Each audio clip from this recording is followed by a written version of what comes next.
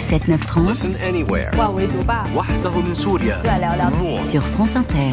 Géopolitique, bonjour Pierre Rassi. Bonjour Nicolas. La Chine, Pierre, est le grand rival des États-Unis dans l'intelligence artificielle aussi. Expliquez-nous ça. C'est Vladimir Poutine qui a sorti un jour de 2017 cette phrase inquiétante. Le pays qui sera leader dans le domaine de l'intelligence artificielle dominera le monde. Une chose est sûre, ça ne sera pas la Russie, car au lieu de suivre cette voie, il s'est lancé dans une guerre à l'ancienne dans les tranchées ukrainiennes, il s'est perdu en route. La Chine, elle, a compris le message de son ami Poutine. Elle a placé l'intelligence artificielle dès 2015 dans son plan China 2025, qui définissait les technologies dans lesquelles Pékin avait pour ambition de devenir leader mondial. Les investissements ont été considérables, plus de 20 milliards d'euros, et les 25 membres du bureau politique du Parti communiste chinois ont même consacré une journée entière d'études à l'IA en 2018. Pourtant, la Chine a été prise par surprise par la tornade ChatGPT.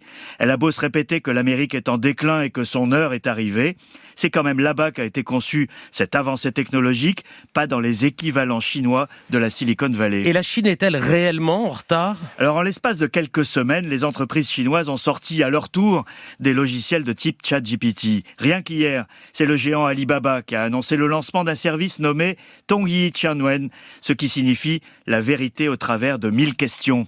D'autres géants de la tech chinoise, le moteur de recherche Baidu ou le spécialiste de la reconnaissance faciale SenseTime, ont aussi annoncé les leurs. Mais la Chine étant la Chine, ça n'est pas aussi simple.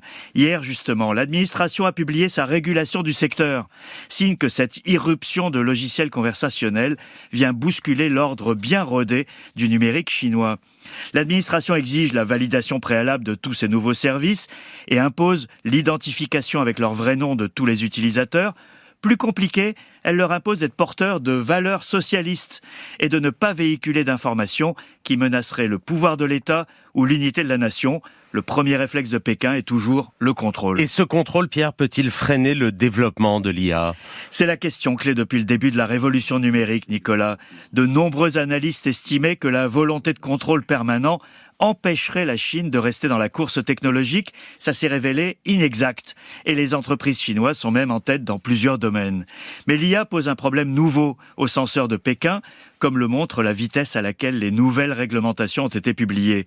En Occident, on se demande comment développer une IA éthique. En Chine, la problématique est différente. Comment éviter une brèche dans le contrôle social absolu que Pékin a réussi à préserver en 30 ans d'innovation technologique. 6 ans après la prophétie de Poutine, la compétition internationale dans l'IA s'est accélérée.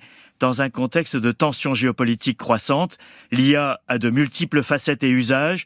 La domination politique en fait assurément partie. Pierre Rassi, merci.